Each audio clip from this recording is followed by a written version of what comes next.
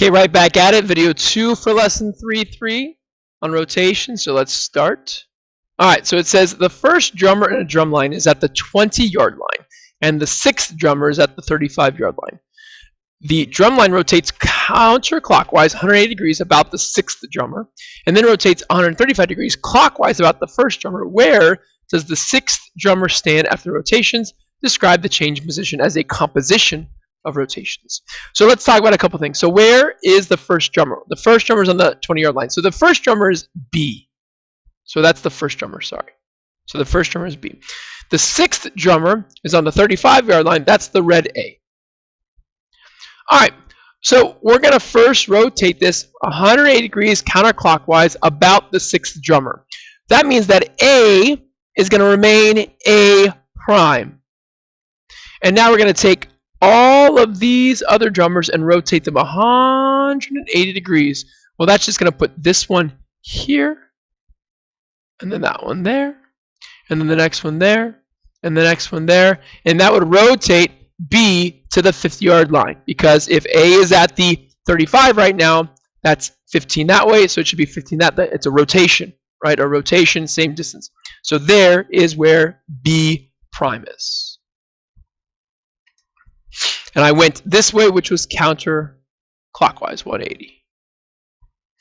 And now we're going to take the group, and we're going to rotate 135 about the first drummer. Well, the first drummer is B. So we're going to take this group, and we're going to rotate them 135 clockwise. So if I just imagine this right here, so this would be 90. And then 35 would be, or 135 would be 45 more, so half of 90. So about right there. I think this is where, maybe I'll do it in purple. This would be 135 degrees, and that would be clockwise. So now all of these drummers are going to go here, and here, and here, and here. And there is where I think A double prime would be. So again, A rotated 135 this way. Notice the distance for the drum line is about the same. And again, we're out there somewhere. Okay? And again, this is a freehand draw. So again, just do your best. I go, my dots aren't the same. So there's where A is. Right there. I have it about the 40-yard line. On my notes on my paper, it's about the 35-yard line. So again, don't quote me. Maybe my 135 is not that quite big. But there it is. So what did we do first? In terms of the composition of transformation. So the first thing we did was we did 180 counterclockwise about A, and the second thing we did was 135 clockwise about B prime. Okay. So again, this is where the sixth drummer is. That's the sixth drummer. That's my quick drummer. So if we do a composition, it's going to be two rotations. So remember, composition has the circle in the middle. We're going to do a rotation here and a rotation there. For each rotation, we need a center of rotation, and we need a degree, an angle of rotation. And again, we are rotating A, the sixth drummer, to get A double prime where the sixth drummer is right now. So the first one is going to go here. Remember, when you do your compositions, you go right to left. So we did 180 degrees counterclockwise about point A. And then this one here, right, we did 135 clockwise. So clockwise is what we call the negative direction. If I want to go in the positive direction, I need the counterclockwise. Well, it's 360 degrees all the way around. Subtract the 135, you get to 225. So this rotation, 135 clockwise, is the same as 225 counterclockwise. So this would be the positive degree rotation, and we did that about point B prime. And again, you could also include negative 135 here if you wanted to, but that is the composition, right? Those two rotations there.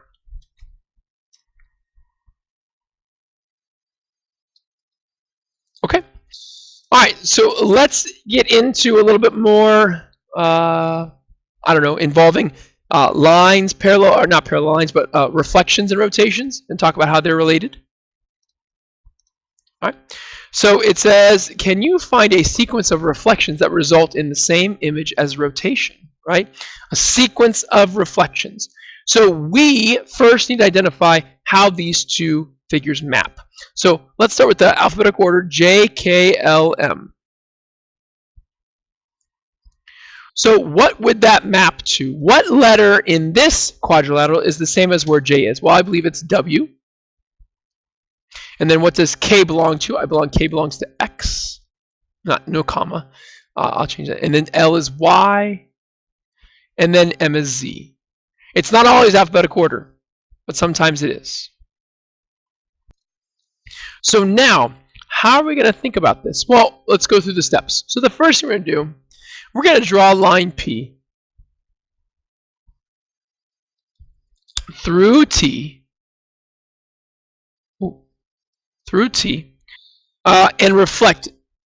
and reflect J, K, L, M. It doesn't matter where this line is. So I'm going to draw it right here. It's going to go down like that. I'm trying my best here. There's my line P. Okay? And now let's reflect, right? So J, remember when you reflect, it has to be perpendicular. So let's do K first. So K is here, so I think K prime would be there. J is there, so J prime may be right there. L is there, so L prime right around there. And M is there, so M prime right about there. And again, just to give an example, so J, there's the perpendicular bisector, so go the same distance. And there's K and K prime. So I'm going to connect these 2 points, these 2 points, those 2 points, right? So that's my best, right? It's not quite exact, but again, I'm doing it by freehand, okay? All right, so that was the first thing. Second thing is, and I'll do it in blue, now we're going to find the midpoints. Midpoints, I can't spell. Midpoints.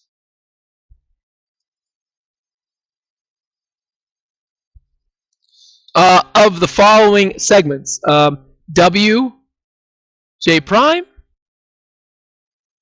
and Z, M prime. Got to pick 2, right? Got to pick 2 because 2 points determine a line. And again, I'm just using the mapping I got here.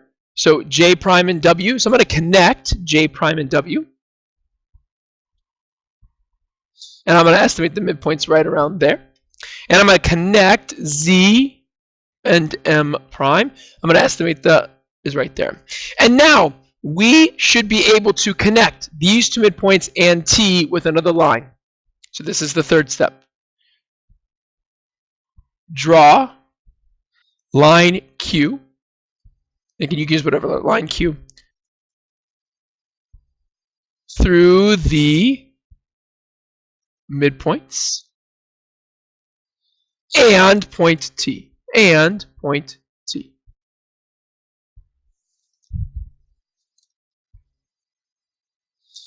So let's see how I can do this. So here's your 2 midpoints. And there's T. Should line up well. And there's my line Q. And again, if you try to reflect this, again, we already did this one here. So that's about right? K prime X and same thing L and Y. So it's about good, right? So this is how we took 2 individual lines, reflected them, and got a rotation. Now, if we want to try to put this in the composition form, so we have our first reflection was about, that should be an open circle again, sorry. The first reflection was about point P. The second reflection was about line Q, line P, line Q, lines. We did that to J, K, L, M, and we got equals, not arrow, equals W, X, Y, Z. So there's the composition notation. So this is a theorem that we're going to discuss in the next one. So if you do two reflections over intersecting lines, it's going to be the same as a rotation. This is a theorem. All right. So let's talk about that theorem. So here it is, right? So any rotation is a composition of reflections across two lines that intersect. This is important. So when you rotate, you're going to notice that the angle of rotation is twice the angle formed by the intersecting lines. All right, so here's our picture of a rotation. We're rotating x degrees, A to B around point P. So this is a rotation, x degrees around point P of A resulting in B. So now over here, we have these two lines that intersect. So line M and line N. Notice here that the angle between those lines is y. This is the relationship that holds. Y is equal to half of x. Or the angle x is 2 times y, which is probably more important, right? Because this says that the angle of rotation is twice the angle between the two lines. And there you go. So we're going to try our best to prove this in the next slide. This might be a little bit much for you, but that's okay. All right? As long as you understand the idea and you could do it, we're fine. So it says we're going to prove this the rotation is a composition of reflections across two lines which intersect at the center of rotation. So we are given a rotation of x degrees about point P of A to B. And we want to prove that there exist two lines M and N such that their composition results in that same rotation. Okay? All right, so we're going to do it step by step. So step 1, we're going to place point Q and draw line M through P and Q. Through P and Q.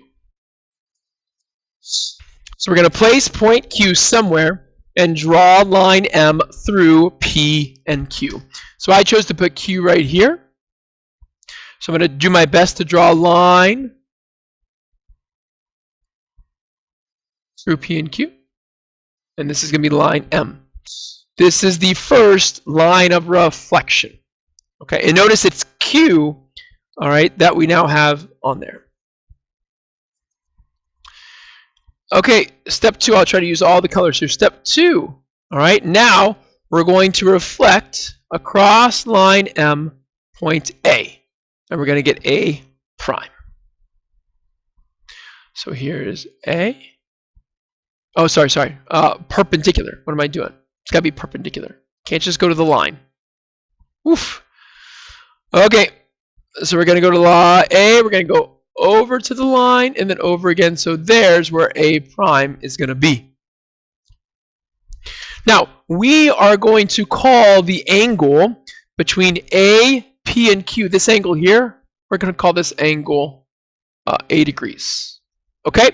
So the measure of angle APQ will also be the same if we were to connect P to A prime, will be the same as A prime P and Q. Those are both A degrees. Will be the same as the measure of angle A prime P and Q. We're going to call that A degrees. Okay, number 3, number 3. Now we're going to find the midpoint. So this is very similar. Find the midpoint of A prime B. And we're going to label it T. Label it T. So again, this is where we connect A prime B, find its midpoint. That's going to be point T. So this is going to help us draw our second line. So now we're going to draw our second line. Draw line N.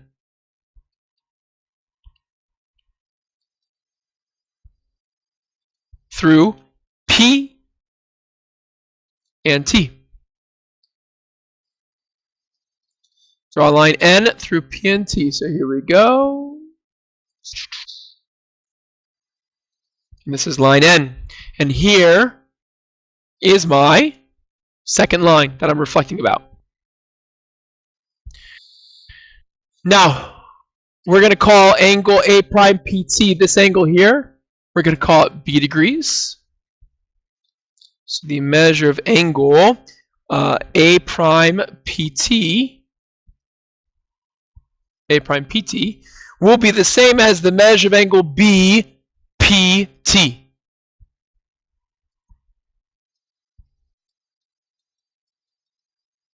They're both B degrees. So now, here comes the final part, the discussion part. So notice now what the angle is between your two lines of reflection. Your angle between M and N is right here. So I'm gonna put the gist right here. The angle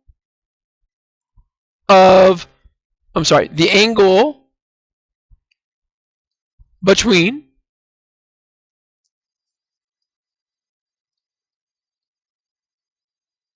M and N is A plus B degrees, right? A plus B. The measure of angle, now the big angle of rotation, APB, is going to be these four angles, A plus B plus B. A plus B plus B. But that is 2A plus 2B.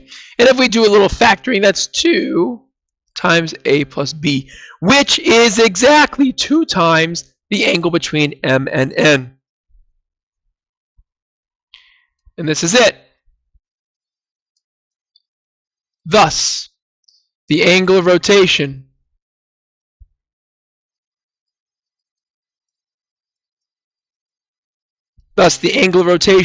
is twice